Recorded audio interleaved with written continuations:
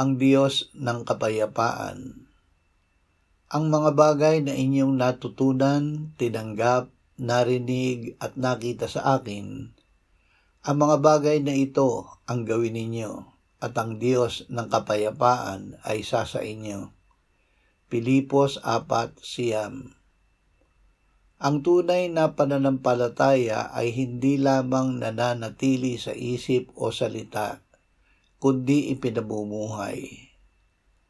Para maranasan natin ang pananahan ni Kristo sa atin, ay gawin natin ang ipinagagawa niya.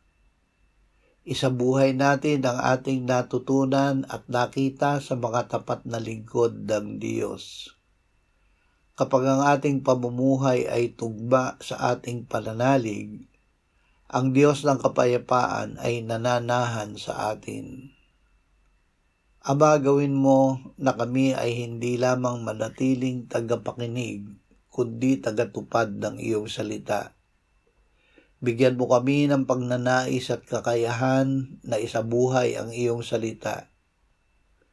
Ipamalay mo na sa pamumuhay namin ayon sa iyong aral ay kasama ka namin na Diyos ng kapayapaan. Amen.